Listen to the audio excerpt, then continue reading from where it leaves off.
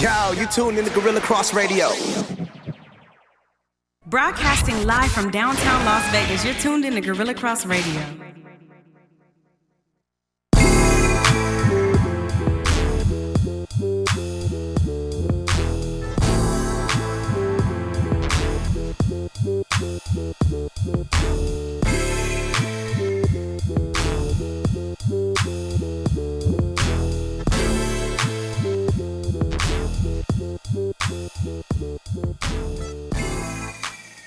Welcome to Let the Ball Bounce. It's your boy Sherm in the building. In the building. And I got my boy Bill Blockham Logan accompanying me today. It's just the two of us while Dre and Goose are on hiatus. And, of course, we got the legendary Kwan 5'9" on the ones and twos as well. That's literally just height, too. 5'9". 5'10" and a half. 9 sound better, right? Yeah. What's good, folks? How y'all doing today? Week was good, man. Yeah. You know, no overtime. It's too hot out there. Too hot? Yeah. How you feel about them grasshoppers, man? Hey, get some, fry them up, and there's plenty out here. Yeah, fry them up, season them up, dip them in some That's what I ketchup. said. Everybody's complaining. It's like free food. Yeah, free food. Cover them in some chocolate. Right. Are you serious? Right. They charge money for some chocolate covered. I did not know y'all was going to go there with it. Hey, man. Man. It's a delicacy in certain places. I know I posted last night. I said, everybody talking about storming or invading Area 51, but scared of all the grasshoppers here in Vegas. Look, if y'all can't deal with the creepy crawlies, damn sure ain't going up to no Area 51. You never know what you see up in there. Yeah, go up there and try it. That's all I'm going to say. Go up there and try it. Nobody foolish enough to actually do that, man. Nobody foolish enough to that. They're talking about it, but, you know. Everybody gonna go up there. They gonna tailgate. They gonna talk. They gonna crack jokes on each other. They gonna go live. They gonna Snapchat, and then they gonna leave. Ain't nobody dumb enough to actually think about trying to invade Area 51. Better not. No. Yeah. It's military. Exactly. Government. Think about, let me put this into perspective for y'all. Our latest technology in military is the stealth, right? The stealth was created in the 60s. Before we had color TV, CDs, cell phones, the stealth was created back in the 60s. They didn't even release it until the 90s. So imagine what they got now that we won't even see for 30 years from now. And it's top secret, which means it's none of your business. Keep your butt out. Look, I want to shout out Goosey's out there in Sacramento right now in a flag football tournament. It's the Western Regionals. They won their game earlier. They beat a team, probably the best team on the West Coast. You know, Goose team is pretty powerful as well. But this flag football stuff, you know, I'm a part of it. I'm the commissioner of the Las Vegas Flag Football League, LV Gridiron, and it's getting pretty big out here. We had our tournament a week ago, our Las Vegas tournament. Shout out to the Goonies for winning that. Goose them are up there representing the Nationals or the West Coast Nationals. Mm-hmm. In fact, just earlier this summer, Michael Vick has his own league, his own flag football league with a bunch of players who have recently retired. You got the T.O.s, the Chad Johnsons, Jason Avants, different players like that. And it was a team from the South called Fighting Cancer that beat the brakes off of Michael Vick's damn team for $1 million. Purses got that big now? Purses are, yes. Okay. So now, you know, you find tournaments now, 10 Gs, 30 Gs, 75 Gs, but that particular one sponsored by Michael Vick is a 1-year tournament, $1 million. That's a nice little divvy up. Yeah. See, you got out the game a little too soon, man. Yeah. Because TMT would be a force. Yeah, we were to be reckoned with. We were like a, what do they call it? A generation before. Yeah. We was the generation before. Exactly. Yeah. So it's some, you know, it's a lot of big stuff that's going on now. Ways of keeping people off the streets, keeping yourself athletic, in shape. You know, and we're big on that. Health conscious. Yeah. We were just talking about that before the show as far as keeping yourself up, the way that you look, and it's summertime too. So, the summer bodies come out, and some people don't need to let theirs come out either, too. Man.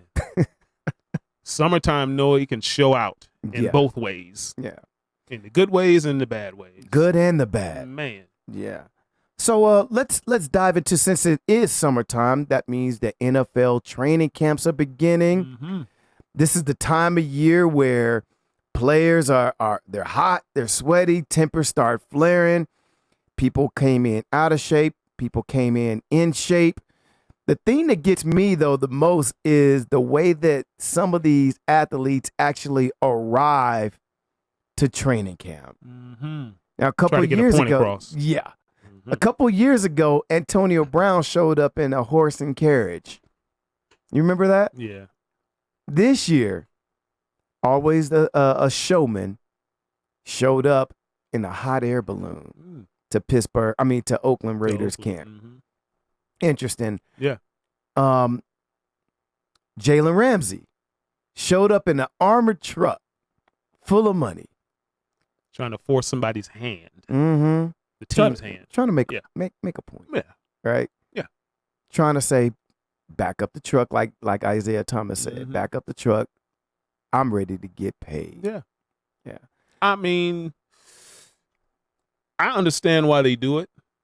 A lot of hardcore fans, they all they see is like, well, you have a contract, you need to honor it.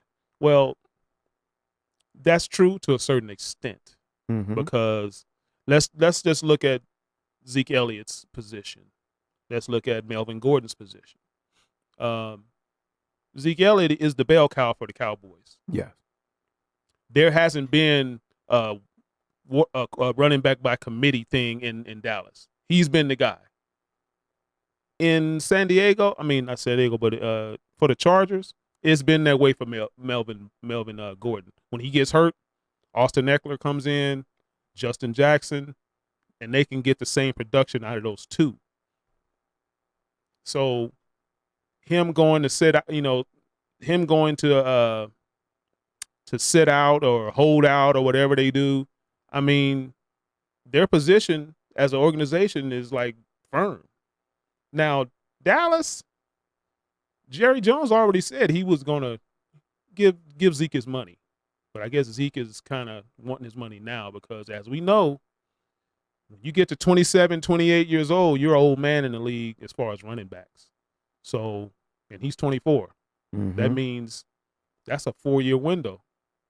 Going to 31 is like,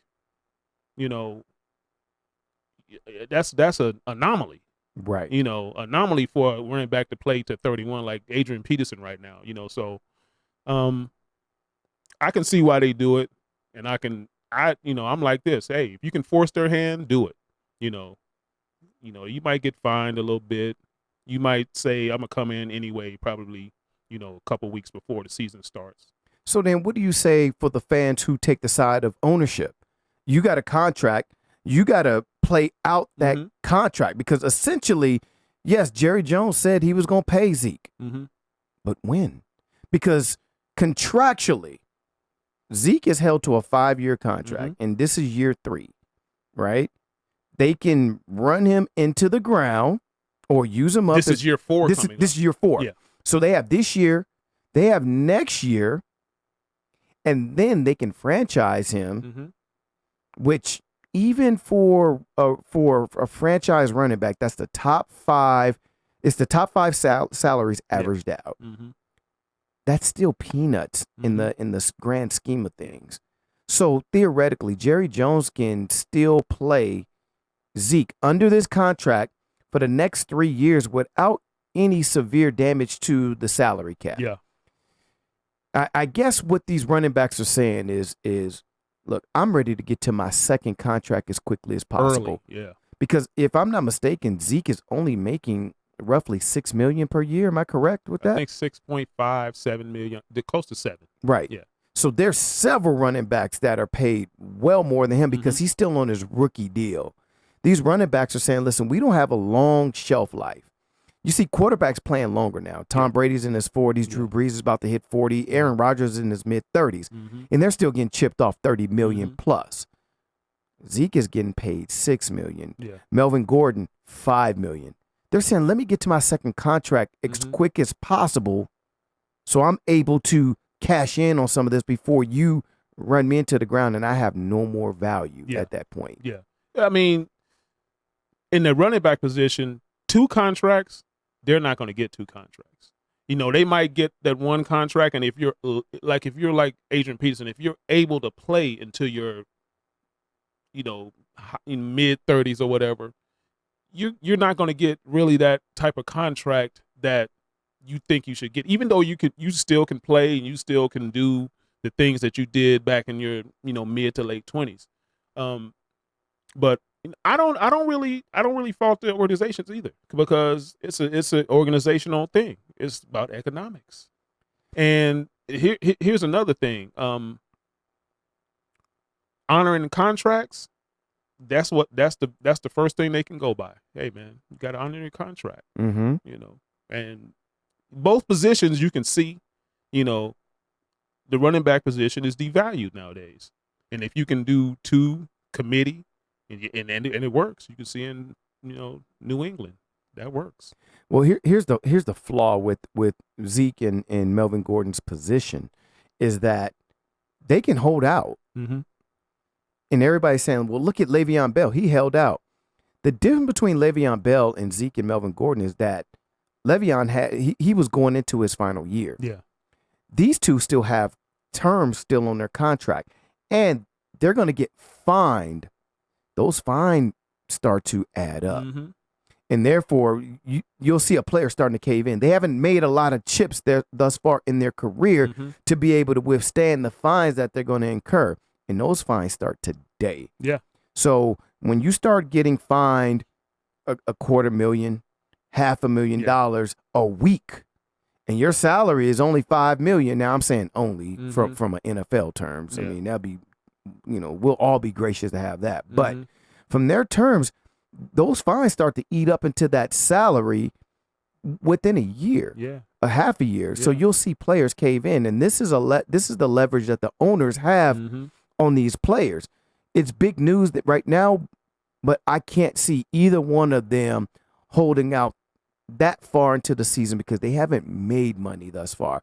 If it were next year, maybe if these teams weren't winning or we get into the season, they take some losses. I can't see Zeke or Melvin Gordon holding out more than 3 games into the season. And that's that part of the dilemma. And the second part is, man, these dudes go out there and get hurt. They might not get that second contract. Right. And that's their point. Yeah. And so if they get, you know, like season-ending injuries that could hamper them for the rest of their career, like Todd Gurley's contract. They're saying that's a terrible contract now because he's not going to be the Todd Gurley that he was last year, the year before last, you know. So now they got to go running back by committee sort of and, you know, kind of taper off some of his carries and some of his touches, you know, because of that knee. And, you know, these guys like Zeke, you know, playing the running back position, that's a heavy load. And you know, he's going to carry the ball a lot. He's going to get a lot of touches, you know, and getting a lot of touches. And nowadays, you don't even have to get a lot of touches. A lot of injuries are coming off of non-contact injuries.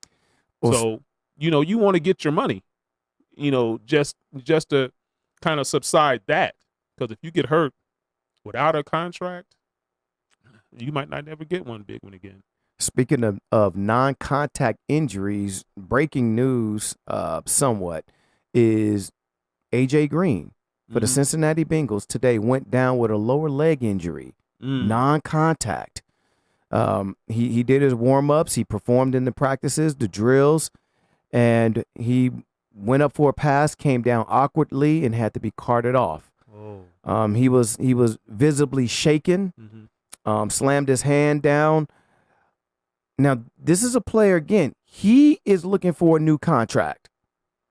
And he's been one of the best receivers in the NFL, but he can't stay healthy. He came in highly touted into the league. Last year, he missed 6 games or more. Yeah. He's looking for a new contract, can't seem to stay healthy, and it's all lower leg injuries, hamstrings, ankles, those type of issues that AJ Green has. But like you said, these players now, the competition in training camp is fiercer.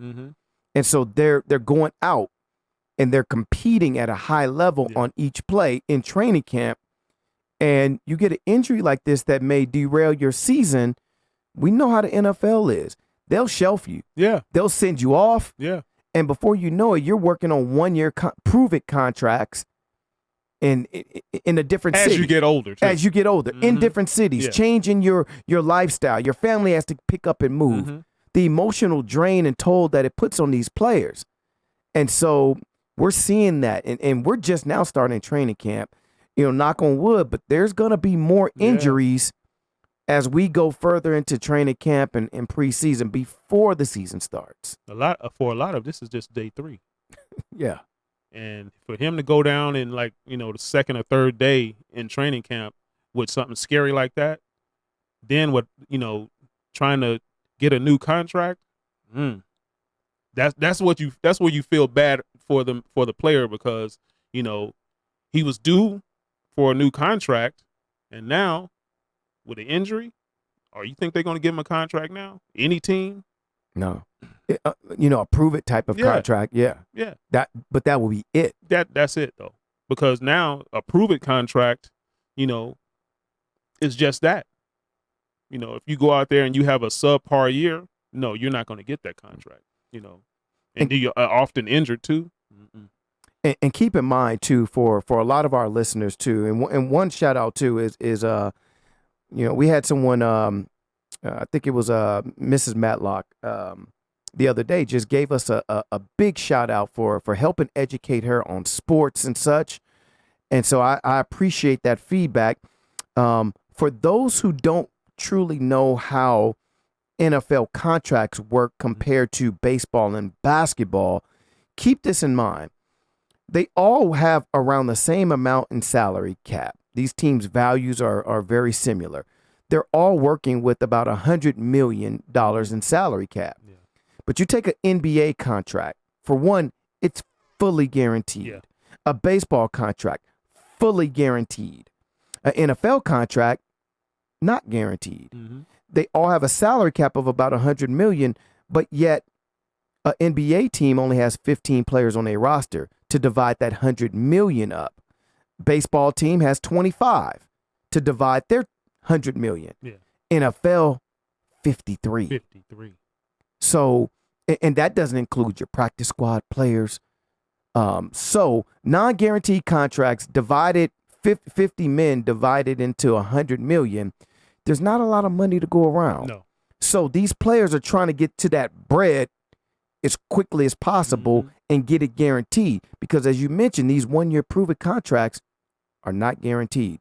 You may get a 1-year, $3 million contract, and the guaranteed portion of that is probably $500,000, maybe $1 million. The rest of them are weight bonuses, workout bonuses, per game bonuses, starting bonuses, other type of incentives based on your yardage, touchdowns, etc. And you may not hit those. Yeah. Some of them are based on team success. Whether or not the team makes the playoff, you get this bonus. Well, you may ball out. The team don't make the playoffs. You don't get your money. We just seen that in the NBA with Klay Thompson. Yeah. He didn't make a third team, first, second, or third team. All NBA, and that was $30 million he lost out on, which he should have made one of the teams. We talked about that and debated a lot. It's just some really good talent. But a lot of us feel that he should have made one of the teams. Yes. One of them. I'm not going to say first, second, but that third team, I think he should have made that. Yeah. But that was $30 million he missed out on. Yeah. That's a lot of money. Yeah. Since we're talking about contracts and such, I'm going to call this the Les Pickett / Lance segment. Because the New York Giants, wide receivers are going down over there like nobody, it's a disease over there. No one had great expectations for the Giants anyways. You got an aging, poor performing Eli Manning, less than stellar draft pick in Daniel Jones, and you lose Odell Beckham. You bring in, well, Sterling Shepard was already there. Mm-hmm. You bring in a Golden Tate, a Corey Coleman to help bolster that receiver core. Corey Coleman goes down first day in training camp. ACL. Done. Out for the season. Done. Sterling Shepard, fractured thumb, out 4 to 6 weeks. Mm-hmm. He won't be back in time for the beginning of the season. Yeah.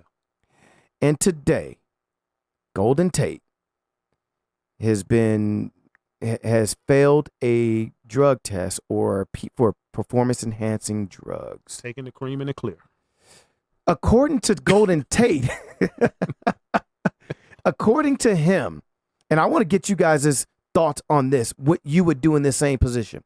According to him, he's going to appeal, but what he said is that his wife and himself were trying to have a baby, and he went to a fertility clinic to get his soldiers to march. And shortly after leaving the clinic, he read the medication that he was taking, found out that something was on the ban list, contacted the league, let them know before his failed test ever came out. He's appealing. Now, this happened with another player a few years ago, Robert Mathis from the Indianapolis Colts. He had the same story. His appeal didn't work. They still shut him down. What do you guys think about that? Well, I think the NFL is a little harsh when it comes to certain things. I mean, if those athletes, they're taking supplements all the time. And you're going to have to read everything, even if it's not a performance. Well, I guess trying to get your soldiers to march is a performance enhancer, but it's getting something to perform, right? You in your 30s, why you need a performance enhancer for that? Maybe because you've taken other stuff that has kind of killed that a little bit. You know, I don't look. I don't know. I have 4 children. I've never had a problem in that area at all. But there are apparently there are people who just have soldiers who are sleeping. Wow. We're on Christian radio, so we have to keep it's it. Not that he can't get it up. They're just not. They're not marching. They're not going. Yeah. When they swim, they come back the other way. They're not taking the full lap. When they swim, they come back the other way. No, I don't want no. Wait a minute. They're not making a full lap. Yeah, they're not making the full lap. And he's trying to get them to make it. They not in shape to go all the way. What's the deal? I don't know. Yeah. So, question. But I think it's kind of harsh. I mean, some of those banned substances that's on that list probably can be taken off. If let's say this was a problem for you as a man, if this were a problem and you and your wife wanted to start a family, would you take that risk of missing or being suspended 4 games, reputation a little soiled, but with the thoughts of, we're trying to start a family? Now, we talked about this the last few weeks about accountability. Now, it's on you to look at the substance before you take it, or the supplement or whatever it is before you take it, and look on there. If there's a banned substance, and we got to do something else. Because if I take that, I'm gonna be fined or suspended or whatever. So it should have been on him as well to look on there and see exactly what he's taking, so it's not going to get him in any trouble like that. So let's just say that he did see that. Let's say he was well aware. And for sake of argument, let's just say it built his testosterone. We've all heard of testosterone. So it built his testosterone, which the levels may have been too high. But you want to build a family. Now, we have children. We adore our children. And if you don't have them, would you still take that risk? Like I said, I think I would, knowing that some of these substances are banned, I look first to see if that substance is on what I'm about to take, and if it is, then I'm gonna try to find an alternative. Okay. There's herbal alternatives. There's organic alternatives. There's You just got to research. You have to research there's that. artificial insemination. There's I guess surrogates. I guess. So I guess there's other options. Yeah. But it for me it poses this question, and I may be naive. I think more than anything, I just really don't care. Steroids to me doesn't bother me.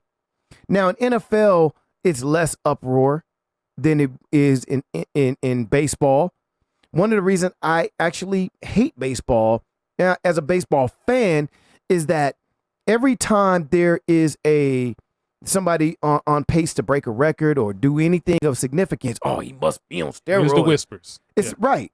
Whereas in football, as we see, I mean, we're talking about it, but this isn't something plastered all over. It's just, you catch a little blurb at the bottom, Golden Tate, suspended 4 games PEDs. Benjamin Watson suspended. Julian Edelman. And people go on. They come back. Julian Edelman was the Super Bowl MVP and was suspended last season for performance-enhancing drugs, and nobody said anything about it. I think the NFL really don't care. That's why it's only 4 games. I don't think it should be an issue at all. A lot of I'm with you on that, though. Because look, again, forgive me for being naive, but isn't Gatorade a performance-enhancing supplement? It is. Isn't their entire tagline about enhancing Vitamins? right? They're all performance enhancing. So what's the big deal? Food. Because if you don't eat, ain't those you're little, not going to be, ain't those little Flintstone gummies? Aren't those the performance enhancing? Yes. Orange juice. I ain't going to say orange juice, but, And don't for diabetics, it probably is, get their glucose levels back up. Isn't a good night's sleep a performance enhancer? Yeah. Yeah. I mean, we can break it down. Vitamins, all that stuff is a performance enhancer. I mean, especially if you need them. Exactly. I don't see what the big deal really is. Tight end for the New England Patriots, Benjamin Watson, suspended first 4 games. His story is, look, I retired. I announced my retirement last season. But then once Gronkowski announced his retirement, the Patriots called me. He said, now, when I announced my retirement, look, I was taking all kinds of stuff just so I can walk and have a quality of lifestyle because I was no longer in the league. Yeah. But they hit me with an offer that I couldn't refuse.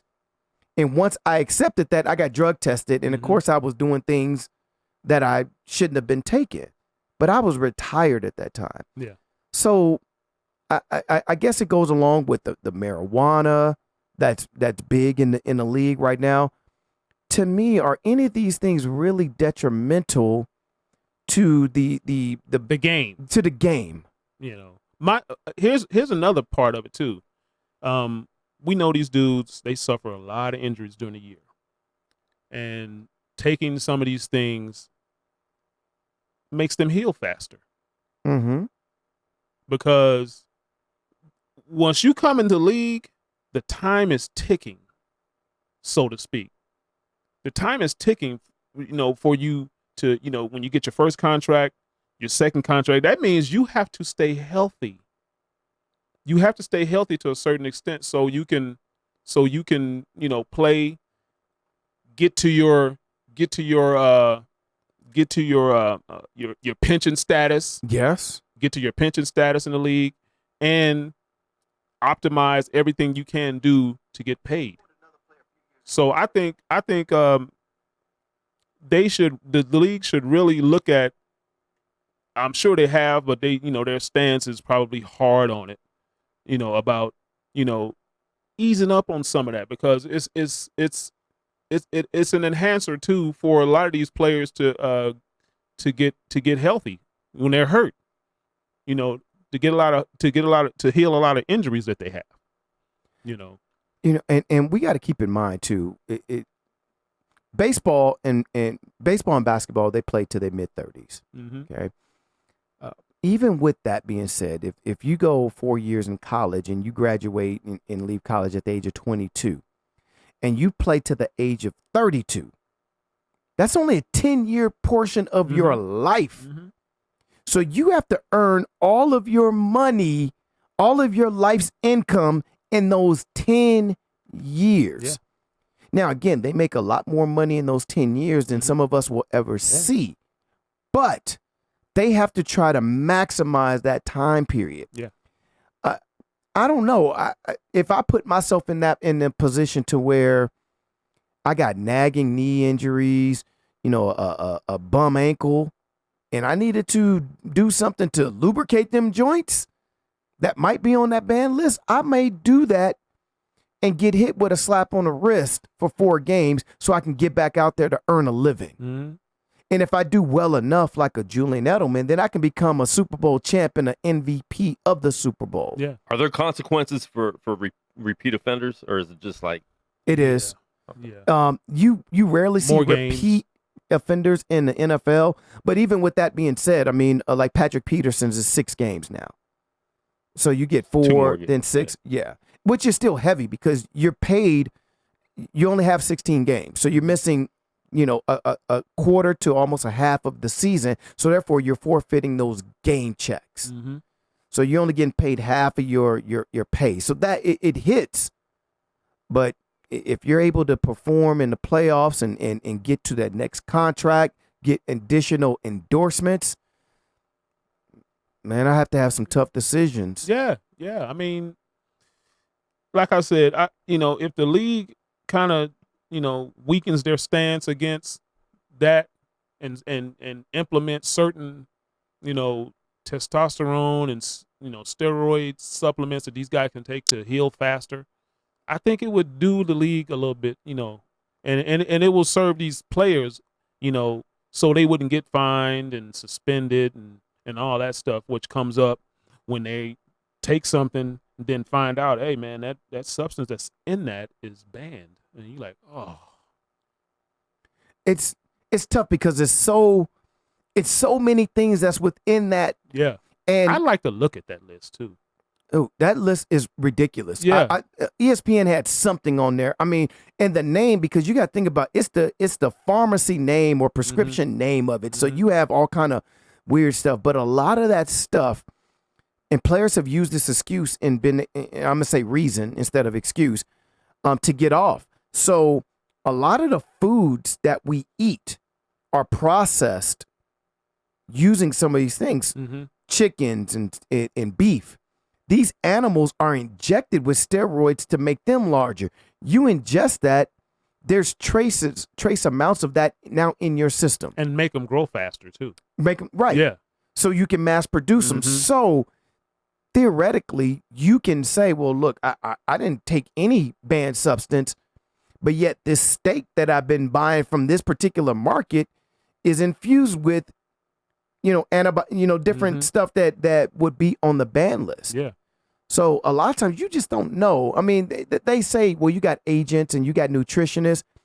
Look, if your wife goes grocery shopping down to the market and picks up a couple of things and she fries it up and you eat it, I'm not checking the ingredients on that And these are policies. Policies can be changed.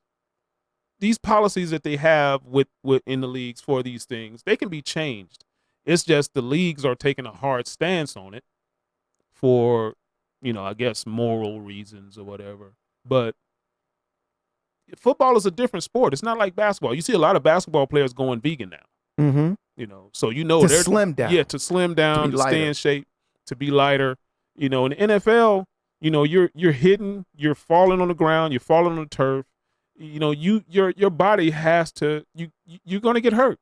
You're going to get injured during the course of a 16-game season, especially if you're a star and you're playing 16 games. If you're a running back and you're playing 16 games, and these nagging injuries are coming up, taking a substance that's going to make that heal faster. Mm-hmm. Why would the league have any problem with that? That's just beyond me. And I guess too, because like I said, there's no real outcry for NFL players like I mentioned Julian Edelman. Mm-hmm. But then you turn to baseball, and it becomes a witch hunt. Yeah. Like right now, it's look what Christian Yelich is doing. And look at the home run derby. Yeah. The balls are juice. These players on roids. Oh my gosh. And people don't understand why baseball is falling off. Yeah. Because as soon as something positive happens, they have to check to see why. Mm-hmm. Whereas in NFL, Ray Lewis Mm-hmm. was in the Super Bowl against the 49ers.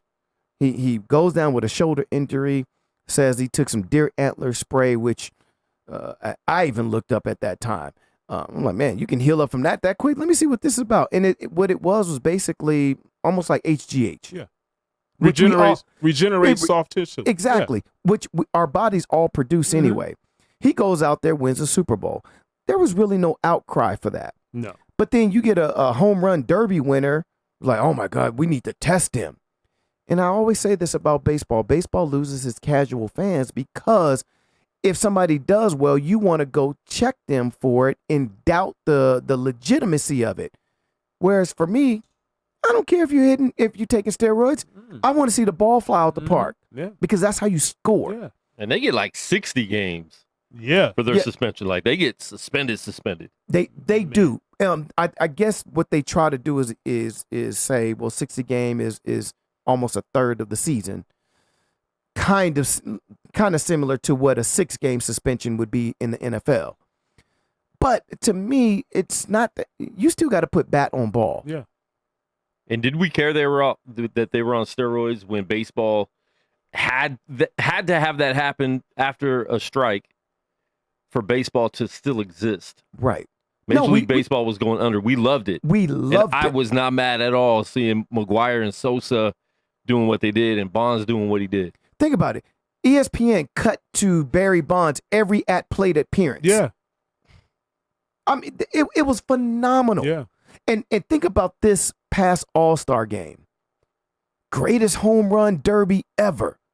It had the most viewerships it's had in years. The very next day, we think the baseballs are juiced.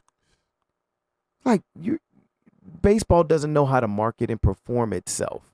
Just my thing is, how come it just can't be these are great home run hitters?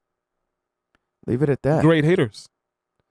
I believe baseball is so entrenched in its history that it refuses to allow anyone to be great because they must be on something. And so we need to preserve our history where it was pure. Although they forget that they were taking heroin and cocaine in the dugouts just to get up for and pumped up for at bat. Yeah. Forget about that part. I mean, you have some of the greats that's not going to ever get in the Hall of Fame. Barry Bonds probably will never get in. He never will. Although Roger Clemens will probably never get in. And there were other. I mean, look, if everybody is doing it, then the best of the best were just better than everybody else doing it. Yeah. That's how I look at it. Bonds and Clemens were just the best at that time. Yeah. To me, Barry Bonds is the greatest baseball player ever. Steroids aside, I don't really care about that. Mm-hmm. As a casual fan, you turn me off when you do mention that before anything else. Mm-hmm. To me, if you allowed them in the Hall of Fame, they said, well, people would be turned off. No, they wouldn't. No. Because the core fans will still be here, but you'll pull in casual fans. Stop talking about it. Yeah. I mean, they deserve to be in the Hall of Fame because they were some of the best players to ever play the game. Bottom line. Mm-hmm. Even before Bonds went to San Francisco, he was known as one of the best players to ever play the game. As a Pirate, he was. Yes. Yes. Absolutely. Now, when he went to San Francisco, whatever he did to, enhance his body, to become, one of the best players to play the game in that era, he did it. What was wrong with that? Absolutely nothing. But I think it's because even the witch hunt itself is based on publicity because there were other players who were accused and suspicious of or being thought of maybe taking it.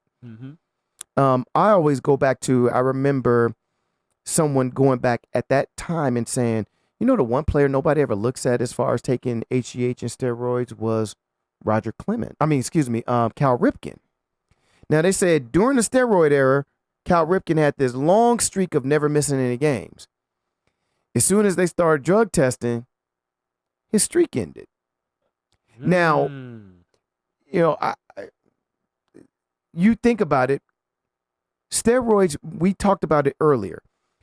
People take steroids not for the power, but for the recovery.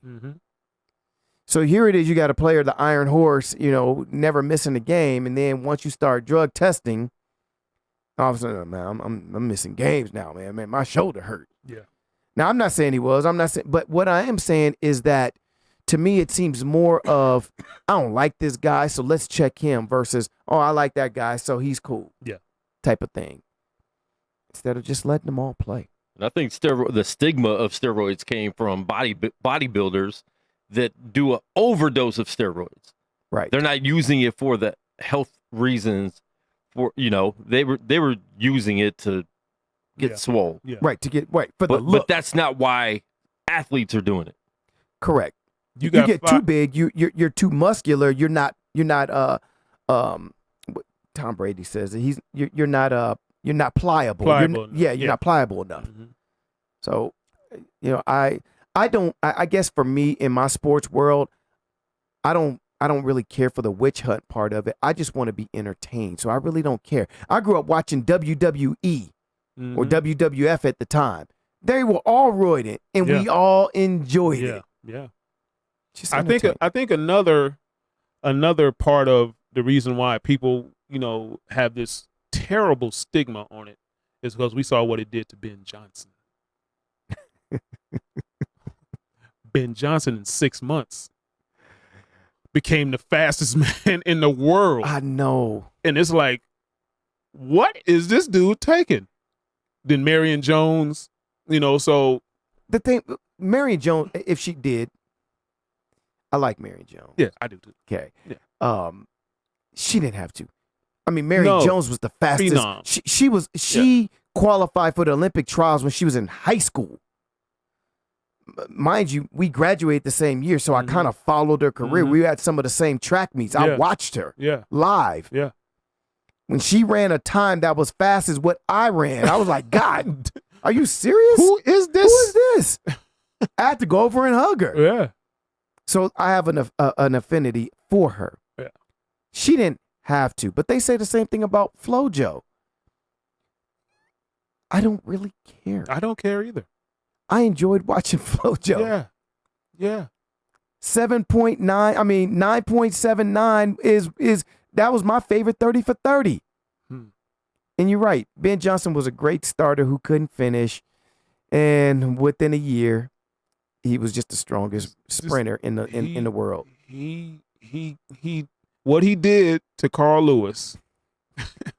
Carl Lewis couldn't even believe it. He was like, Carl Lewis' face at the end in that last 10 meters of that race when he looked over and saw Ben Johnson, just the look. You ever play Mike Tyson Punch Out and you hit Glass Joe and he just stuck with that face? Carl Lewis looked like that running. Yeah. He was like, what is this dude on? Yeah. What? Where? How? Oh, y'all need to check this dude.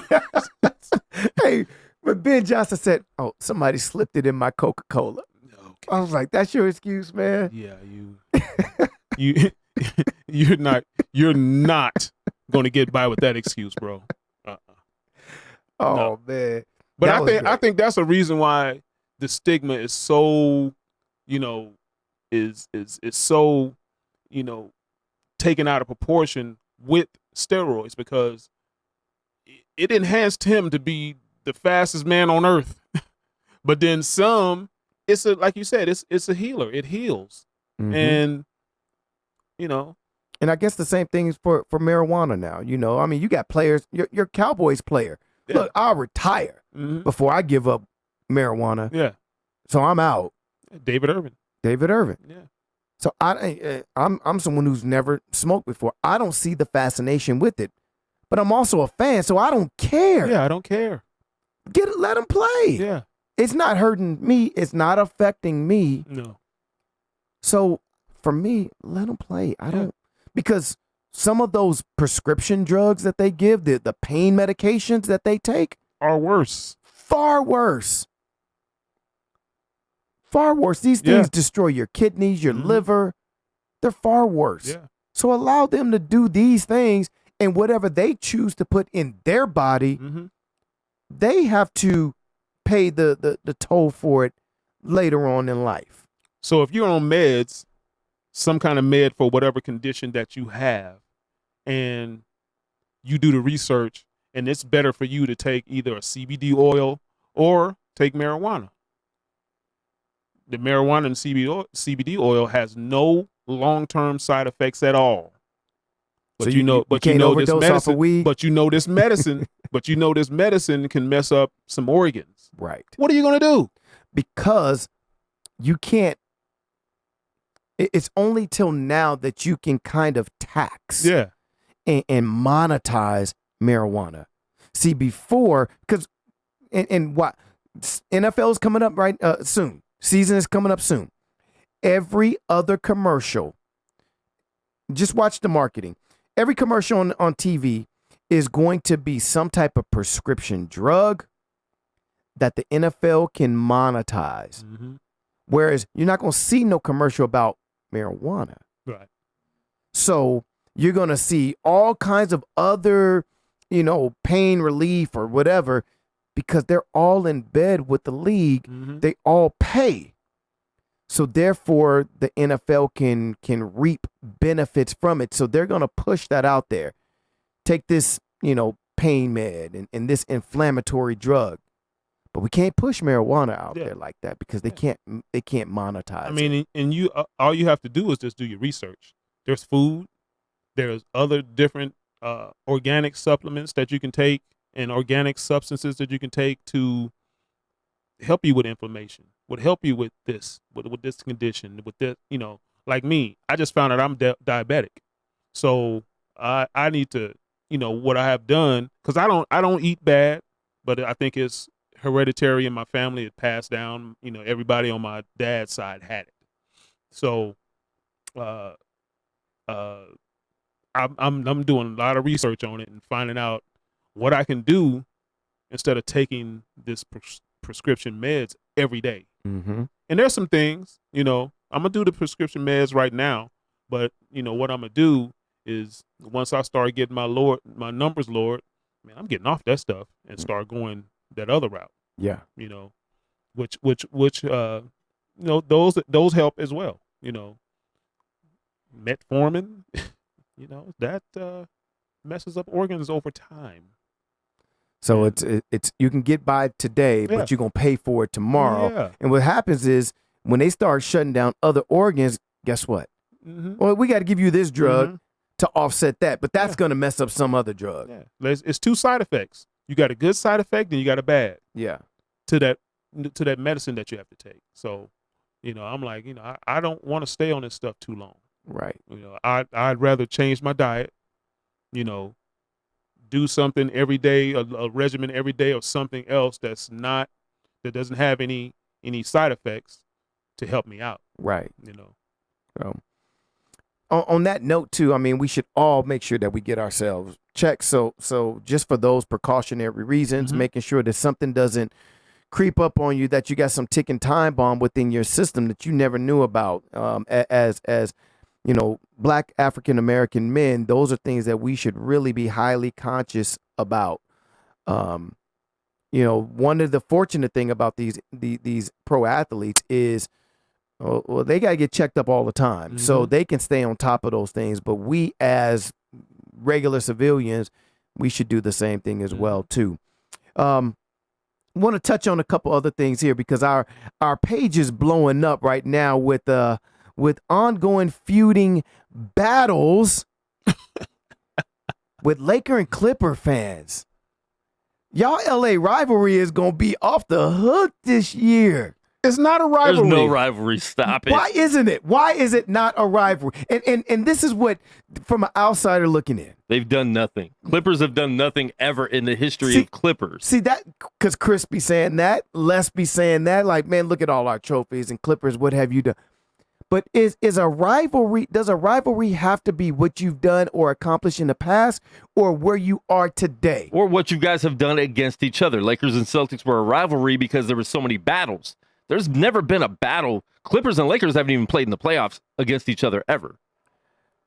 So there has to be, like, is there like a city rivalry in a way? Maybe, but they don't Maybe. even have enough Clipper fans for it to be a rivalry. But, okay, we're 49er fans.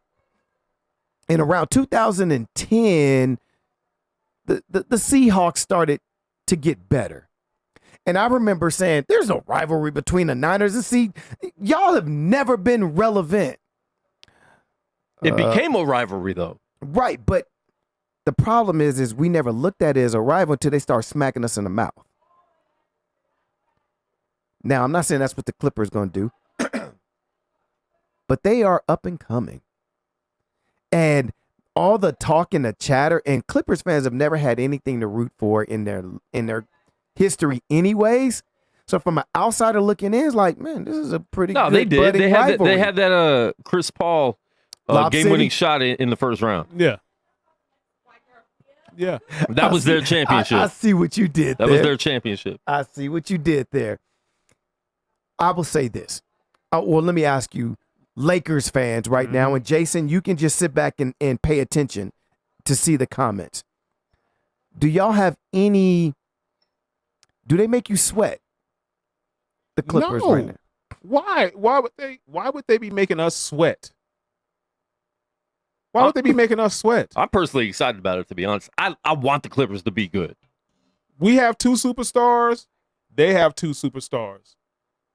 Their supporting cast against our supporting cast is what's going to be the difference. So how do you feel your supporting cast? I think stack we can up to compete theirs? with them. Better. I think we can compete with them, maybe even better. So what about the notion that their superstars are younger, True. and maybe better? True. I don't think they're better because they're younger. LeBron is, I believe he's going to have a great year. Being he didn't play all summer like he usually does. Anthony Davis, I've been saying this for 4 years, that he's going to be the best player in the league in a couple years. And I think, that could start happening now. Kawhi Leonard was great last year. Didn't have a great NBA Finals. People forget that. He wasn't great in the finals. LeBron, every time he lost, was still great in the finals.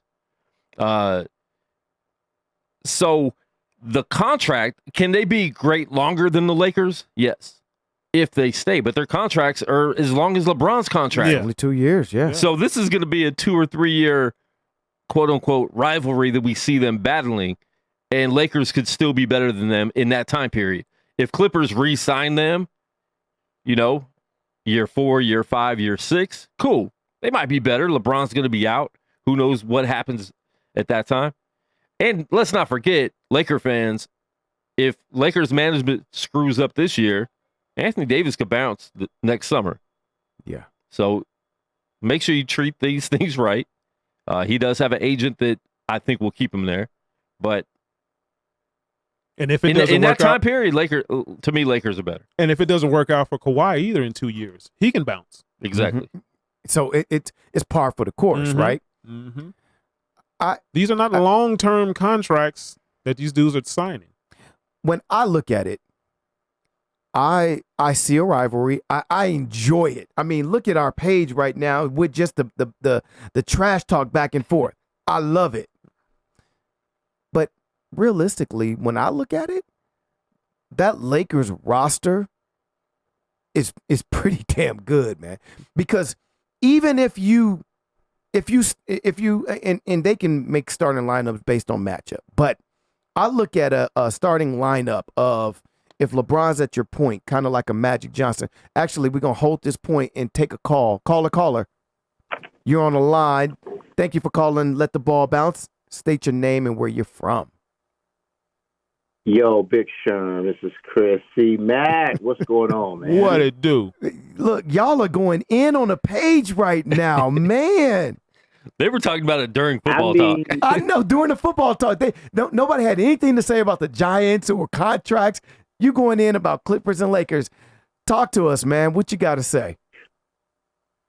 I mean, listen, I've met my second real Clippers fan in life on this page, Jason Cunningham. He's probably listening. And there's another cat that I've known going back to post high school. So I graduated in 1993. I think I met him in 94. He has been a Clipper fan since that time until now, still. So you have a handful sprinkled throughout hardcore Clippers fans. But here's the problem that I have. There is no rivalry, number one, like Thank you. Quan said, and like my man Bill. There's no rivalry. And this idea that the past doesn't matter, this is the thing that gets me. Everyone says, oh, Lakers are living in the past, If the past doesn't shape our future and our present, I don't know what does. Do you get better from things you've done in the past or learning or whatever? There's a reason why teams like the Yankees and the Lakers get this kind of billing, because what they've accomplished in the past matters. So, for instance, and I say this all the time, from 1949, none of us was born in 1949, until 2013. Bill was. Lakers missed the playoffs five freaking. Bill. That's cold blood. I'm a civil rights baby. I'm a civil rights baby. I'm civil rights baby. Okay.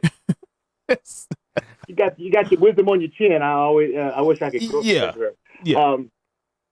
They missed the playoffs 5 times, and even if you add these last 6 seasons, they missed the playoffs 11 times in 70 years. What are the Clippers talking about? Right. What are Clipper fans talking about? But is And then- rivalry only the past? I mean, couldn't this be a rivalry moving forward? Like we said, the next 2 No. years. And then rivalry. when you were good, Clipper Nation, you didn't seal the deal. When you were you didn't good, seal the deal. you didn't seal the And deal. you had So the chance. yeah, you had the chance. You had 3. You had 2 stars there at the time, and you didn't seal the deal. So how could it be a rivalry? And you can't be my rival if you're sharing my office space Right. with all my trophies, all Right. my plaques on the wall. Right. You're not my rival. You guys don't even. They don't even They're have. renting out a room. I'm giving you a courtesy, They don't even have a guy worthy of James. retiring a jersey to put up in the rafters. Oh man, that's so bad. I mean, It's the all Lakers. Listen, no listen, Bimbo, if no Derek Bo Fisher- Kimball. No. No world be free. No Lloyd world be Bond- free. No, The 1 year of Dominic Wilkins doesn't count. No. oh No my Ron God. Harper. No. Oh, No, Mark no Doc Jackson. Rivers as a player. no Michael None. Cage. None. Michael Oh. with the curl. His grease is still all over the floor. Yeah. in the fabulous forum. Oh man, Man. Jason, sports where are arena. you? Man, it just Jason, where are It's you? so You disappeared frustrating. on us. Jason left. He left the chat. Yeah, he couldn't disappeared handle it. on us.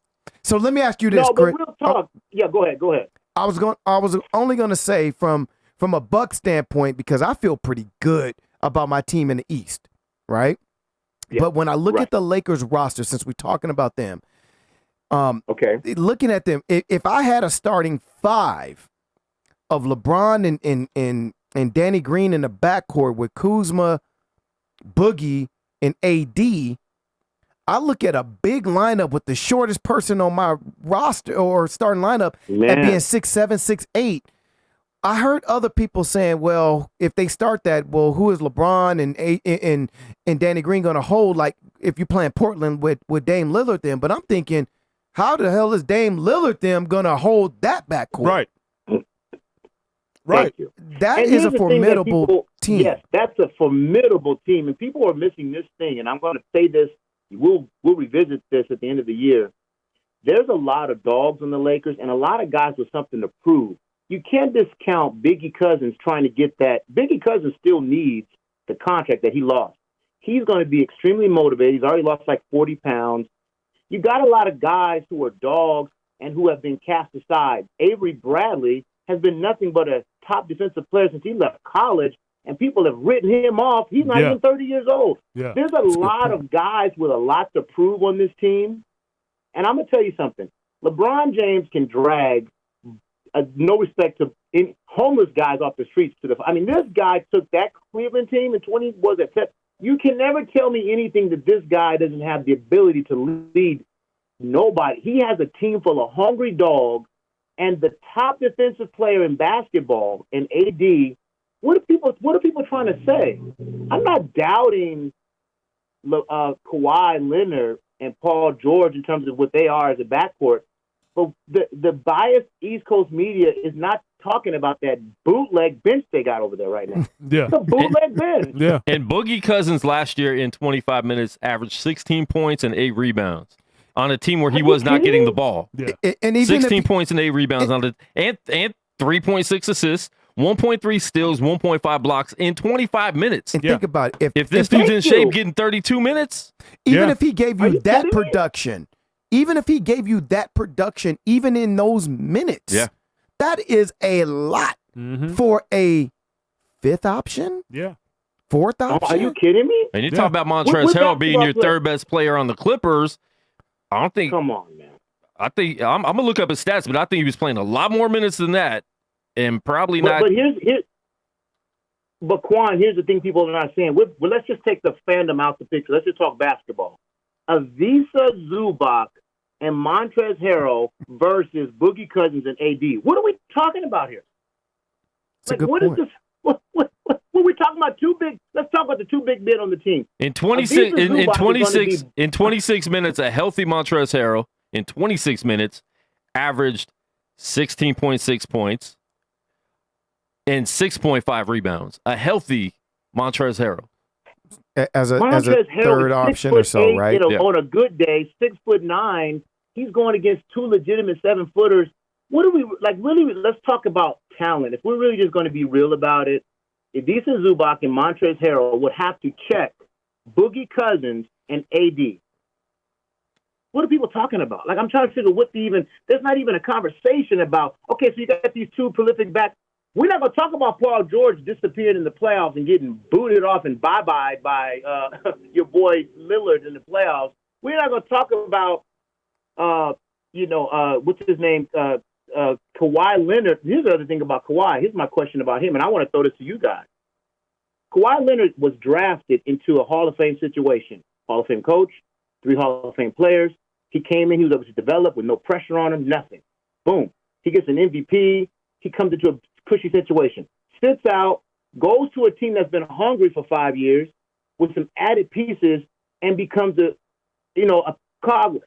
I want to see this guy overcome the Clippers history and actually being the guy for the first time in his career. People don't agree with this, but I'll tell you right now, being the first time in his career guy who's taking a franchise, everything is not prepackaged for you. You're going to have to rise that whole culture of the Clippers, living in L.A., getting booed everywhere you go, Dodgers games, restaurants.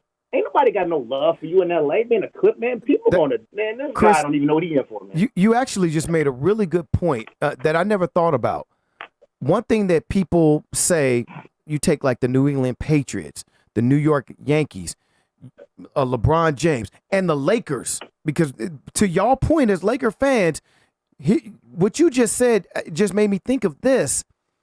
These type of teams, franchises, players have a target on them every time they suit up. Kawhi Leonard's never had that target. No one's targeting San Antonio, and nobody was targeting him as a Spur. When he went to Toronto, everybody called them the baby dinosaurs. Mm-hmm. They were not even favorites to come out of the East. Now, mind you, Toronto in the last 3 years, I think they got the best regular season record in the last 3 years. They were known for that, but failures in the playoffs.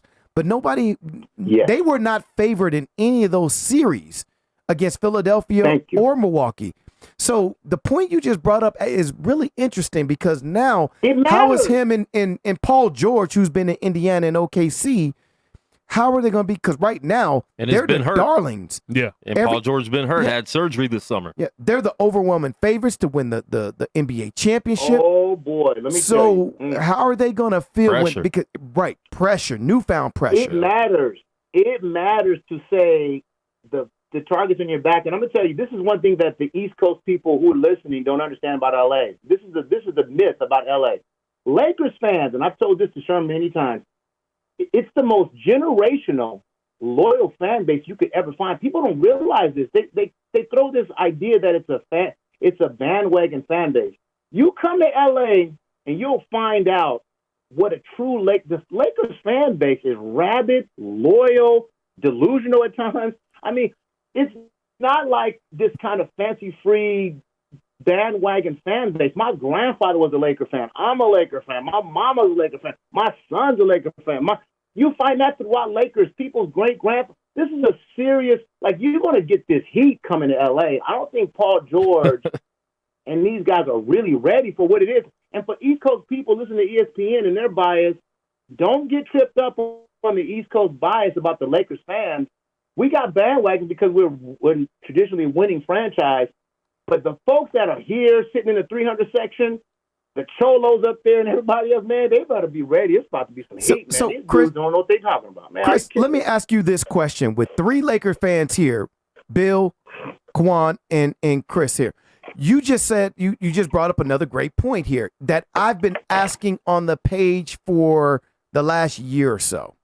You said generational fandom, and you mentioned the word delusional as well.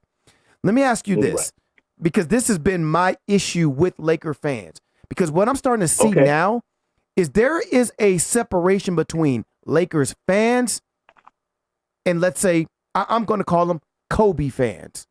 Because recently I've been saying that I'm seeing more Lakers fans root against y'all's success, and that is weird to me. I've never seen that in sports, in any level of sports, that someone who calls himself a diehard is actually rooting against your team because their hatred of a player on the team. Well, I've told you they can't be fans if they're rooting against. They can't be. The team that they say they like. They're not fans. They're looking at a whole nother. And I was critical. I've been critical of LeBron when he was in Cleveland, Miami, and got a lot of backlash for it. But he's a Laker now. He's on my team. So I want him to lead us to a championship. I'm over. Right. I'm over all that other stuff. I'm over all that other stuff. Lakers fans traditionally are so protective of the guys who wear the jersey. So I'll give you an example. The moment Shaq left, we was like KMA, right? We was booing the dude in the first game in Miami. It's about the true hardcore law. And Shaq gave the Lakers back-to-back championships, and he was getting booed in the airport and everywhere else. In the end, it's all love.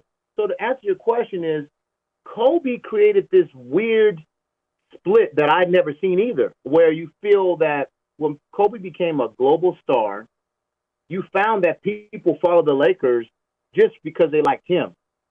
This is a new generational thing of kind of where the world turns, I think, where people are like, oh, I love Kobe. I don't like the Lakers. But, man, he plays with the Lakers, so I got to roll with it.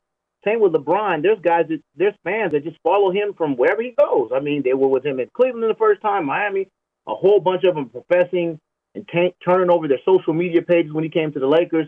This is some weird, I don't know, thing that happens with this new generation that follows a player as opposed to a team.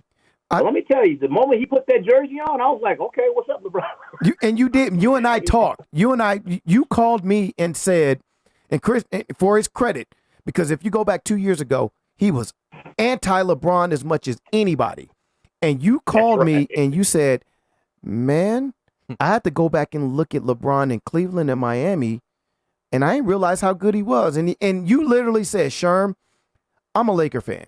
I don't care about the other 29 teams in the league. I'm not watching their games. That's what it is. I didn't watch LeBron, so I just kind of filmed LeBron. But, man, this dude is a lot better than I thought, which is, to me, I always say, a mature man can change his mind when new information is presented.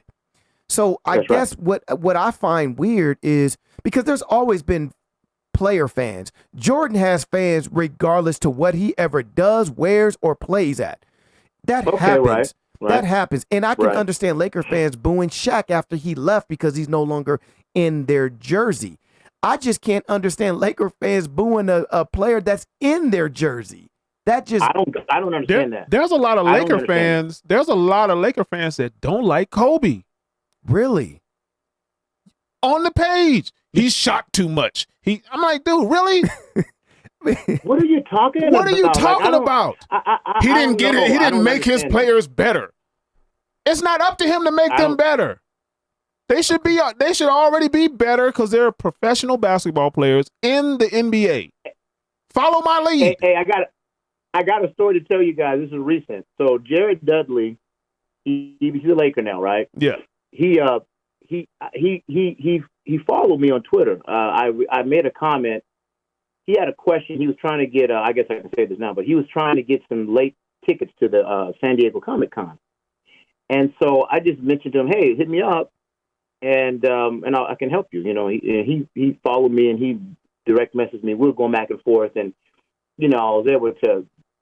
Eventually, he didn't get the tickets that I got because he was talking to a few people, but he got his situation with his mom to get there. But here's my point.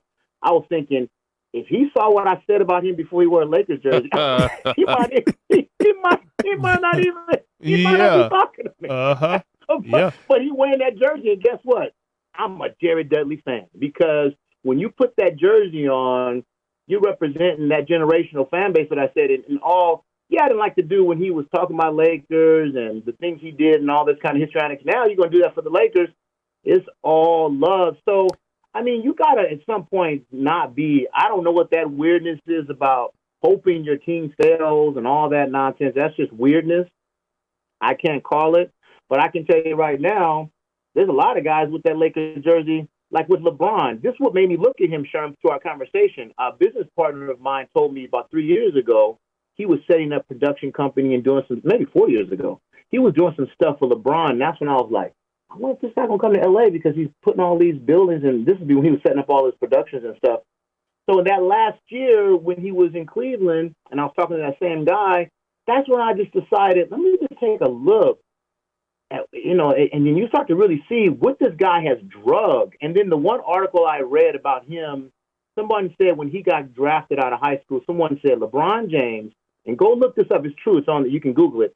Somebody said he's going to get to 10 NBA finals when he was 17 years old. And people were like, 10 NBA finals? And the guy was like, I don't know if he's going to win them all, but he'll make at least 10. He's at 9. Yeah.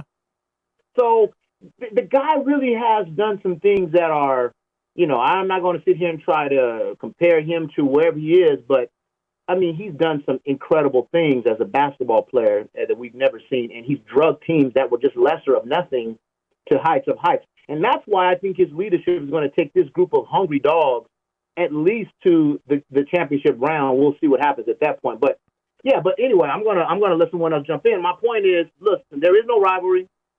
It's just the Clippers are having a nice second round of, let's see what they do. Last time they had these championship aspirations, nothing. And my last thing out the door is this, and I'll throw this to the panel is this. Please talk about Doc Rivers and the media giving this clown all of this love is just great. You tell me what Doc Rivers has done with all these championship teams except the 2008 team. He's still living off something he did 11 years ago. Why is all of a sudden, Doc, they got Doc Rivers.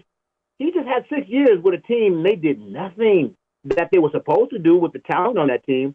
So I'm gonna throw that to the to the panel. I love you guys. Always accepting my call. I appreciate it. I'm gonna listen, and you guys have a great afternoon. Have a good one, bro. Thanks for the interview. Man.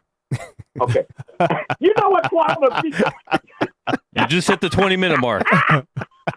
20 minutes and 4 seconds. 5 seconds. I'm out, man. Have a good one, man. That was Chris Matthews, man. Faithful follower of Let the Ball Bounce. A lot of y'all get into it with him on the page, and now you can see why. Yeah, he has very strong opinions, and we all do. So we all bring our takes, but you got to back them up. Like I said, You know, he didn't like me on the group page until he found out that I was the producer here. yeah, I know. It was pretty funny because he would go out with me all the time, and I was just laughing. And then he found out I was the producer. He's like, "Wait, you're the one I'm arguing with all the time?" Yeah, It's pretty funny. yeah. Him and I forgot who's getting into it now, but it's pretty regular. But it's See, it'll be Clipper Nation trying to make it a rivalry. That's what it is. And the media will, the hardcore. Yeah. well, yeah, because the media darling right now is Kawhi. He just got voted as the league's best player. Then I think GQ said that he is the NBA's most influential player, and then somebody else said that he is the closest thing we've ever seen to Michael Jordan. Stop. Okay, he's a great player, but let's keep it 100. Living in the moment. If Klay doesn't get hurt, if KD doesn't get hurt, so he had a nice little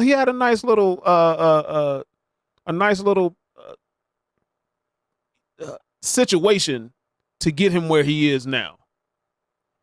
History And when won't, KD came back, he was scared that game. He was playing scared that game. history won't look back and see that. But if you're a it's gonna- fan and you have that vision and you have the eye test, we all know if those two dudes were healthy, Toronto would not have won. See, here's what I appreciate about y'all too, and even Chris calling in, because y'all have made some real powerful points that really I don't think will come out through type on the page, because we said that right now it's in the moment, media darling, or things that we've recently said, right? And you think about. And maybe that's why last time I was on the show, I was like, man, I think I'm kind of pulling for y'all. Because for me, my team has never been a level of success. So you end up, I'm a fan Been of. since 73, 74. Right. We had 2001. And they talk about my Cowboys, and- 95, 96. Well, But think about see this. how they open doors. That's true. But look, if you think about it, I have to watch the NBA Finals. I got to watch some other team in the NBA Finals every year. Yeah. So you end up just saying, I want that team to win for whatever reason, or that player for whatever reason. Maybe they went to your favorite college, whatever. So one thing I've always done is I've always liked the team that's hated the most.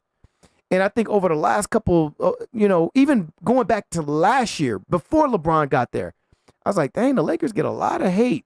It was Lonzo Ball that was getting all the hate. Mm-hmm. And I was like, man, I'm kind of pulling for this kid, man. I want him to do good. And then LeBron, I like him anyway. So, man, I'm kind of pulling for the Lakers' success. But my point is this. When Cleveland won the championship, the excuse was, well, Draymond Green missed the game.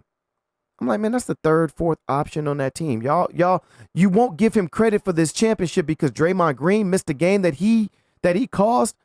But now you look at the Kawhi Leonard Raptors, and no one talks about, man, Klay Thompson was out and KD was out. They just say Kawhi won the championship. Mm-hmm. So it makes me think about the media spin with a lot of things. Yeah. Who they favor, who they do not favor. So And let's just keep it 100 again. When KD was healthy in the playoffs and doing what he was doing, they was calling him the best player in the world. True. When he got injured, A month before. you're right. Just a month before. Yeah, a month Yeah. before. Yeah. And then when he got injured, guess what? Now Kawhi's the best player in the world. So, like I said, you really can't put stuff into the media because they're gonna be biased and they're gonna be on the hottest thing, going at that time. I mean, they have to push the trend. Yeah. You have to as media Yeah. if you want to make your money. One more thing on Kawhi, my last point with this whole, Laker Clipper thing, or Clippers going to be the greatest team this year. Kawhi, I've mentioned it before, the most games he's ever played in the season is 74. Last year he only played 60. If he only plays 60 next year for the Clippers for the load management, you can't do that in the West. Right. You can't pull that in the West. You were able to pull that in San Antonio because you had Tim Duncan and Ginobili and Tony Parker and a lot of other people. You're not going to be able to pull that in this Western Conference right now. Houston got better. Lakers got better. Denver, Utah, like Portland. Too many teams got better for you to take nights off. You can't play 60 games and think that your team's going to do, very well in the regular season to get into the playoffs. And you need home court advantage in the Western Conference. I think strategically they'll give them those load management days off. But they can't give them 22. But though. you can't. Yeah, I don't think in that loaded You have to play West, at least 70, 74 games. You're gonna have to be in the 70 range. And I actually think they're going to give them more. We got a caller on the line. Caller. Thank you for calling. Let the ball bounce. State your name and where you're from. What up, man? It's Dante, a.k.a. Dan Wilson. What up, y'all? What up? I'm from Vegas. What up? But I reside in Atlanta right now. Oh, And, man, I was here just it comes, listening. boy. I'm listening to this interesting conversation. Well, it was interesting until we got to this Clippers-Lakers garbage. But there is no rivalry, and there won't be a rivalry. Reason being, especially this. Dante, you there? Nope. We will call him back.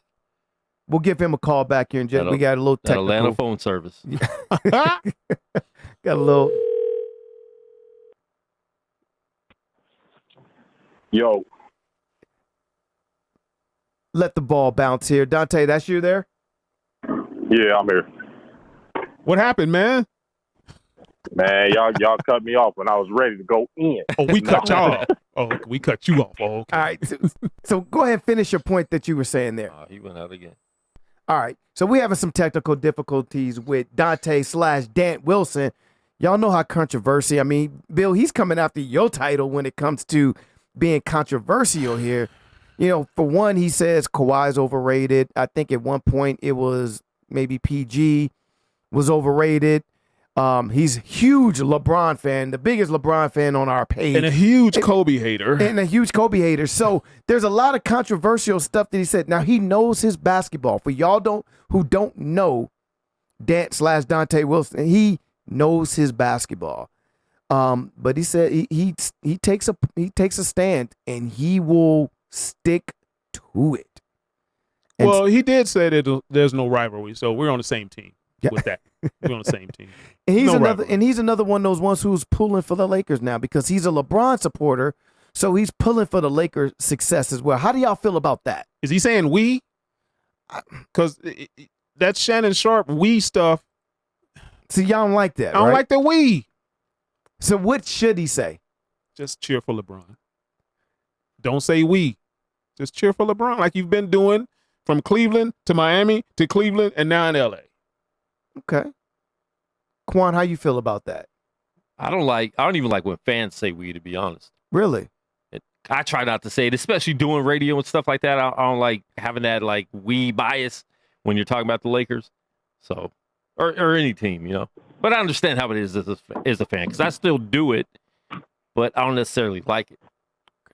I think the only people that could really do it is the Cowboys because it's like a cult. So it is a we.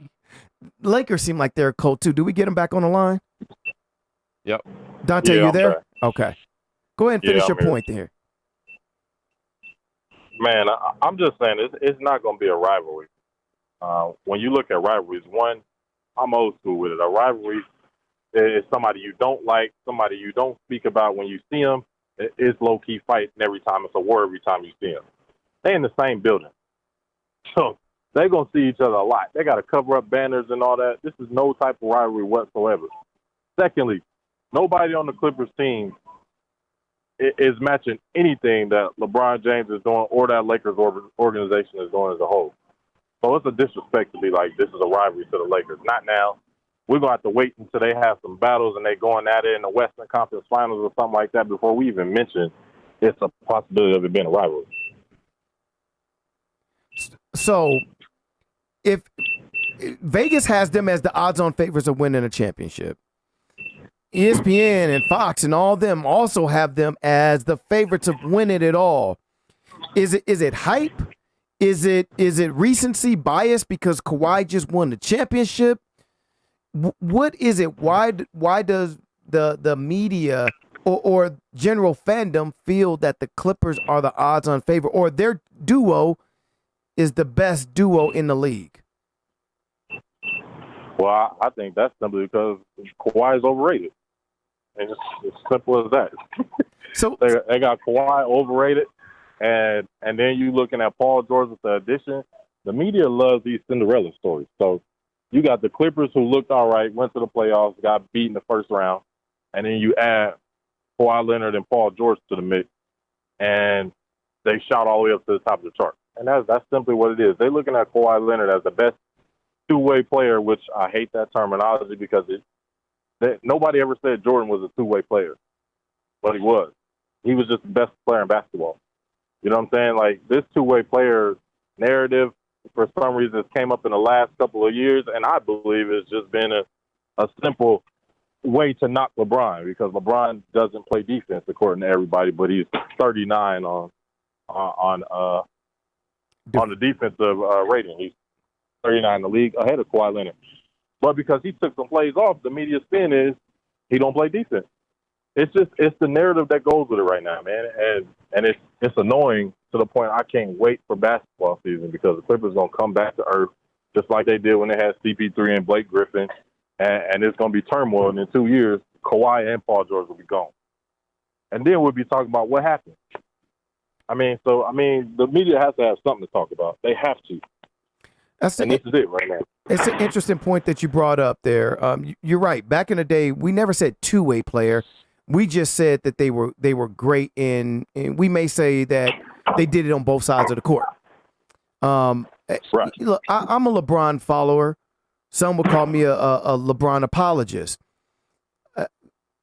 It's true. Statistically, if for people who don't follow the analytics of it, LeBron has been a higher rated defensive player than Kawhi Leonard over these last couple of years. I don't feel that LeBron plays defense the way that he used to. It's obvious he doesn't play defense that he used to. I also will say that at this point, I think Kawhi Leonard is still a better on-ball defender than LeBron is. LeBron has become more of a passing lane, a weak side block defender, which is perfectly fine. He doesn't sit in the chair and can defend the point guards that he used to. He would defend the Derrick Rose or Westbrook. He doesn't do that consistently better than a Kawhi Leonard at this point in his career, in my opinion. He's rated higher, but I don't think that he's a better defender. As far as rivalry, I'm interested to see the NBA schedule come out. I want to see what that Christmas Day matchup is going to be. Well, with positionless basketball, that now is another term in the league. These guys get matched up. And they, with mismatches and picks and stuff like that, they get matched up with, they get mismatched a lot. So my thing is, if you get in a situation where you're on a guy that you're not traditionally supposed to be on, and you do a good job, stay in front of him, you can be called a two-way player. I don't see nothing wrong with that term. Right. I mean, now if you just keep allowing a dude to drive past you and get to the bucket instead of really playing good hard nosed, get down, move your feet defense, then then you're not playing defense the way you should be. But you shouldn't be called a two-way player. But if you, my question is why do people like LeBron decline in defense? I mean, the thing is you taking up such a load on offense. Coaches, they're not going to want you to do all that. Like Kawhi Leonard, he's blessed to have Pat Bev and Paul George on the same squad. They all can lock in, bottom line. But if it was Kawhi Leonard on that Cleveland team and the coach said, here's the ball, I need you to go and score, I need you to go rebound, I need you to make sure everybody gets involved, I guarantee you the last thing on his mind is the defense. We're going to find somebody else who could just go in and be gritty and do all of that. You know what I'm saying? Yes, LeBron takes plays off, and we know it. But do you blame him? Well, nobody else in the league is doing what he's doing. That's my thing. Go ahead. I agree with you. And again, like I said, I've been called a LeBron apologist. So I agree with you to a certain point. LeBron has a workload unlike many others. James Harden had it. Russell Westbrook have it. But there's also a certain thing called father time. And as time goes on, you can't you're not going to be as quick and athletic as some of your younger contemporaries out there on the court. Like Jermaine Cherry said, LeBron didn't play no defense last season. Actually, he did, but he was not the LeBron James that we used to see. I don't think that he was better than Kawhi Leonard or Giannis or PG-13 or some of those other perimeter defenders, even a Klay Thompson, a Bradley Beal. I don't think he was as good as those defenders last season. To me, that's not a knock. I remember in the later stages of Jordan's career, after that retirement, Jordan was not holding the best perimeter player on those teams. He was deferring that to Scotty all the time. You just have to. That's just age. But I think you'll see better defense if he was in the playoffs. I mean, when you're that age, you have to tone some things back. You just have to. And that's so what I think in the playoffs, saying. then you step it up, because we didn't see Jordan go to the playoffs with the Wizards. If we did, we probably would have seen a little more defense. But I think the commitment to play defense with any player in the league, you can call them a two-way player, because it's the commitment to play defense. It's just not, you're just not, you going out there and you're breaking down and you just letting the guy drive past you, then you're not really committing to play defense. Right. If you're breaking down and you moving your feet and you're playing defense, like we all know as basketball players and people who played basketball before, you got the commitment to play it, then you can be called a two-way player. And I see that from Kawhi. He has a commitment to play it. Right. And PG, they have a commitment to play defense on the defensive end. They just don't get in front of a guy and then let him drive past looking for help. And I think what Dan is saying, what I believe he's saying, all right, I don't want to put words in your mouth, but what I believe he is saying is Kawhi came in the league as a defensive specialist who emerged as an offensive weapon. As he had to take on more workload, like last year, for an example, his defensive rating was not good last year. He had to take on more of an offensive scoring workload. Mm-hmm. Now, in the playoffs, his defense actually stepped up. But even if you watched him against Giannis still got his points. They made it difficult for him, but it's help defense that was also there. But I remember faithful follower DBs, who's high school basketball coach, AAU coach of Hard to Guard. He always told me this: when you got a shot blocker behind you on defense, it's a lot easier to play perimeter defense, because if your man shakes you, you got that shot blocker behind you. When you don't have that shot blocker, you can't press up on defense. You kind of got to let that man dance around the perimeter and maybe shoot. And these players can shoot a lot better now from the perimeter. So you lax on defense, so you're not giving up easy rim runs. And another thing that is, big men can shoot. So they're drawing the big man out of the lane, which is leaving, a clear path to the basket with a quicker guy on a bigger guy. Right. So that's another thing that we're seeing in there, because these big guys, they have to go out and cover these bigs out that can shoot. And if you got a guy who can drive past LeBron or anybody, they're going to do it, know. And then you don't have any backside, you don't have anybody at the help, at the rim to help. And that's another thing. And see, this is the thing too about your Lakers team that might be a benefit. And Dan, you can let me know if you believe this as well. Anthony Davis is one of the best shot blockers in the league. Mm-hmm. Maybe Gobert might be the best, but Anthony Davis is the next best. Even with your perimeter defense, if somebody breaks it down, you got AD back there, you got JaVale McGee back there. I can see, and Frank Vogel is a defensive coach.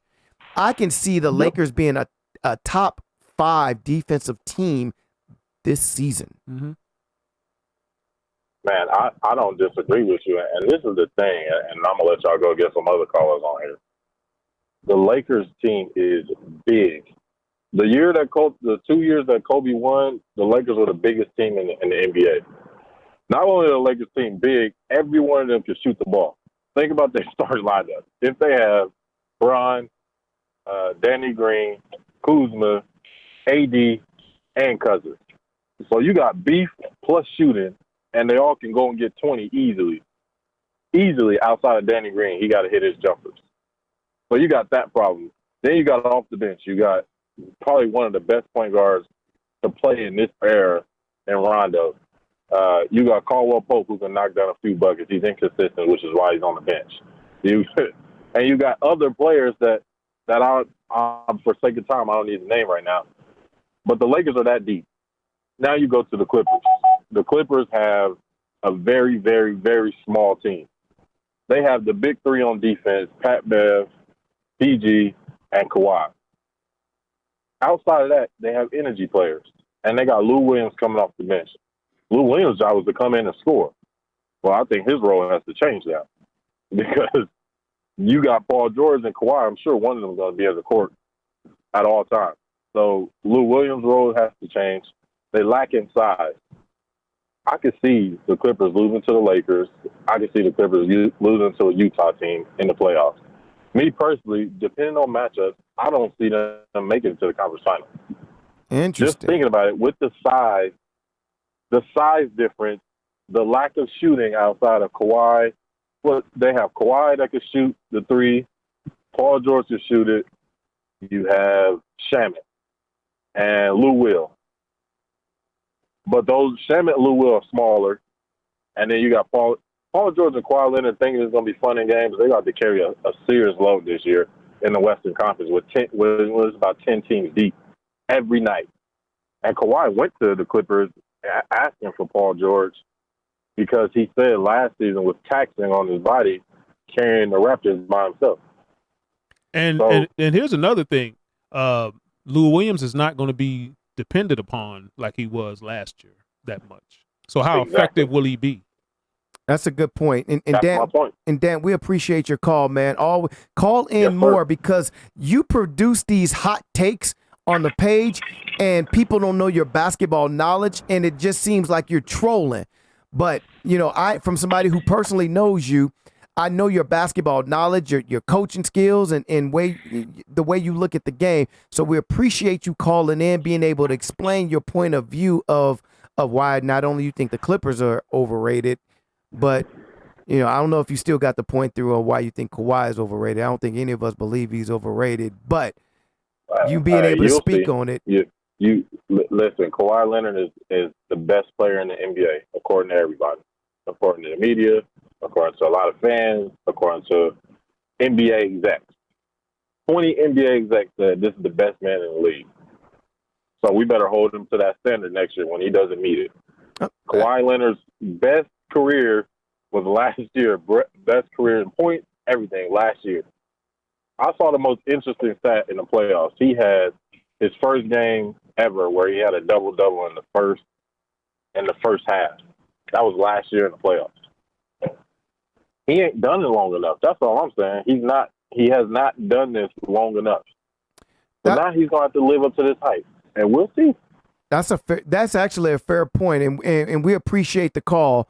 Continue to bring the heat each and every day, Dan. We appreciate you. He made a good point right there at the end that Kawhi Leonard at this level has only did it last year. Mm-hmm. Because if we go back a year ago at this same time and I'd agree with that though. Yeah. We no one had him even in the talks of the best player in the league. A year ago, we would have said LeBron, KD, there may have been some James Harden, may have been some Steph and some maybe Anthony Davis. Kawhi Leonard would have been in a 7-8 range, maybe. Mm-hmm. Maybe some Giannis as well. So to jump up that far to be number one, I can see his point is he's overrated only based on being rated number one. One. Bill, you said this. So I'll hold you to this, and you make a very, very fair point. You've always said your only beef with LeBron, I'm going to just say beef. Your only beef with LeBron is that he's compared to Jordan. If he wasn't compared to Jordan, it wouldn't be too much of an issue. And that might be most people's issue with LeBron is that, well, look, he's one of the top 5 I don't like players. Comparisons anyway. That's just me. I don't like comparisons. LeBron's great. Jordan's great. Kobe's great. Magic was great. Larry Bird was great. That's the table. That is the seating table of greats right there. And cream. You know, And Kareem. Yeah, that's the seeding test. You can't put one above the other because the criteria is going to change with everybody. Right. You know. So we got another caller too. Caller. Thank you for calling. Let the ball bounce. State your name and where you're from. Man, it's your boy Goose Thomas, man. What's good with it? You sound tired, bro. Yeah, of course he tired. I mean, wait, before you get into your take, because I know you want to follow up on what Dan said, because y'all been going at it. Give me an update on give me an update on what's happened up there in Sacramento first. Man, look, it was a lot of talk on the internet about sick with it, not gonna do this, sick with it, not gonna do that. You know, we gonna get these boys problems and this, that, and the third. Now, tomorrow's a whole new day. But today, nobody scored on sick with it today. Not a soul. Woo! Mm-hmm. How many games did you play? We played 2. One 18-0, one 36-0. Oh. Who was the second game? Who did you play in the second game? We played a team from Sacramento called the Hustle, and they were the ones that were actually, you know, doing the jaw jacking. Yeah, we put a 36. Yeah, they talk a lot, but they're not even the best team in the Central Valley area up there. I think the Demons are, and of course Cali Coalition is you know, either y'all or them are the best team in the West Coast anyway. So we blanked Coalition too. I saw that. I watched that. I was shocked. Now like you said, tomorrow's a new day. Today was seeding. Tomorrow are all the finals. So it'll be interesting tomorrow. So you know, I'll be chiming in between my games to check y'all out. But go ahead and tell us what I know you want to chime in on what Dan was saying. Go ahead and let us have it, man. And I love Dan, and Dan knows that. That I love him. I love his basketball acumen. You know, when I poke fun at him about his basketball IQ, man, you know, I'm just clowning around with him. But I'm really trying to figure out just how Kawhi Leonard is overrated. Now, do I believe that he's the best flat out player in basketball? No, I don't. I don't believe that he's the flat out best player in basketball. But he's one of them. We can't deny that he's one of them. He is in the top 5. Like I think if you watch basketball, especially when it's money time, we're talking playoff time. That and I said this before on the page, and I'm gonna say it live because it was typed. I'm gonna say it out of my mouth this time. That Toronto team was a great regular season team. They were great during the regular season. Did they make it past the second round without Kawhi Leonard?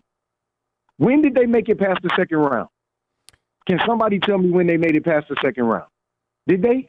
I think they made the Eastern Conference Finals one of those years, but they got blown off the court by Cleveland. They got demolished, annihilated, right? Yeah. Kawhi Leonard comes over with this exact same team, the exact same ball club, for the most part, and wheels them to a Larry O'Brien trophy. Now, to say that a man that comes over and instantly makes you a championship team is overrated, I find an issue with that. Like you can't have he's overrated, but then on the flip side, not providing a reason as to why he's making this team a championship competitor. Well, he did kind of quantify it a little bit. He said this was the first year since he's been in the league to be able to do what he's done, right, you know, for a whole season. So he did kind of quantify it a little bit. And then also, Bill said at this point earlier too, if, and this is a big if, but if KD and Clay hadn't gotten injured, right, because just prior to the finals or just prior to the playoffs, KD was the best player in the league. He had taken over the number 1 spot.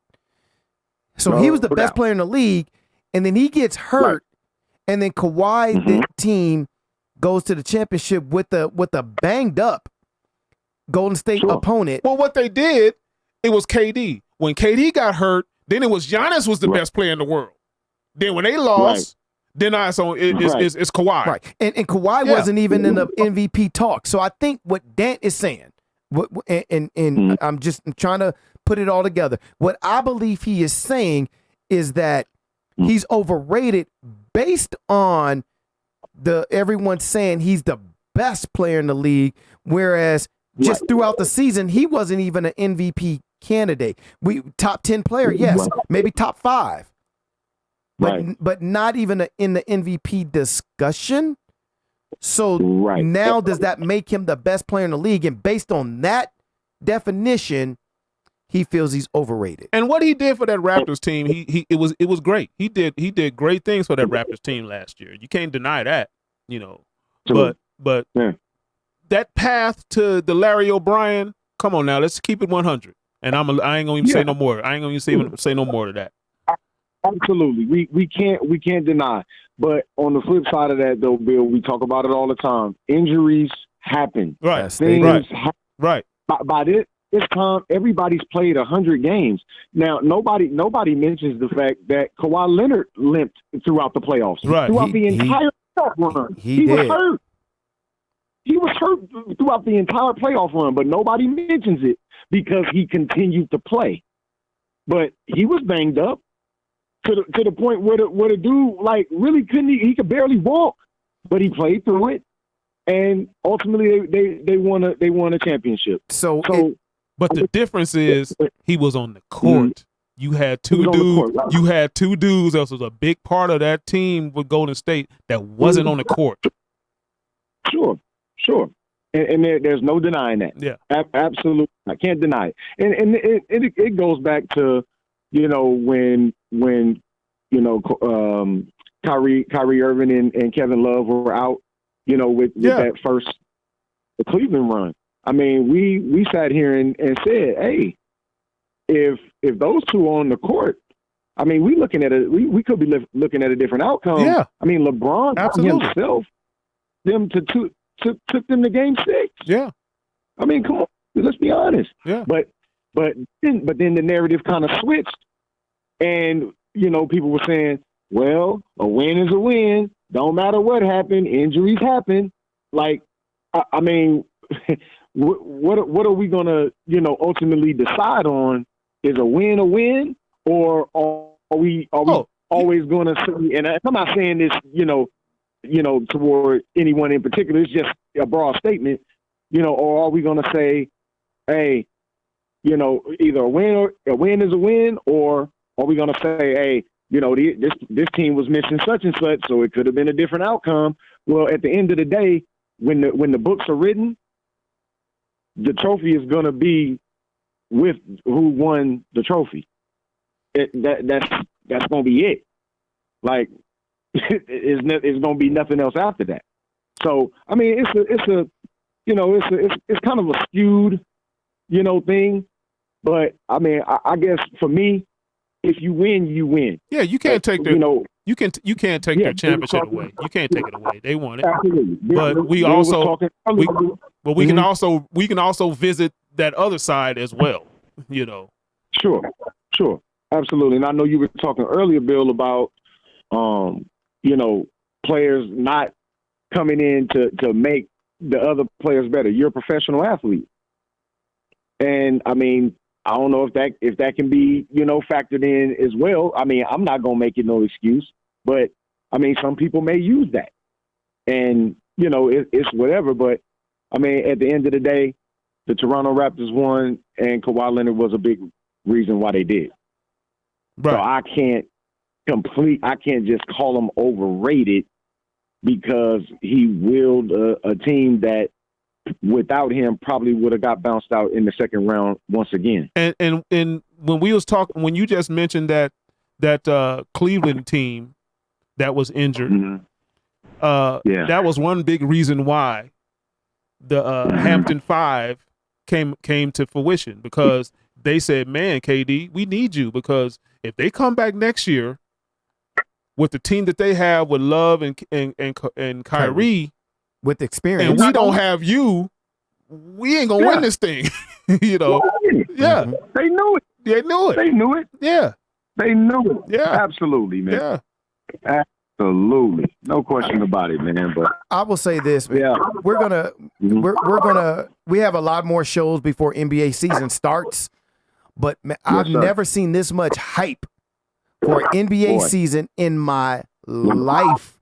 There's never a point where we're talking about NBA basketball this far into July, and we're going to continue talking about it through August.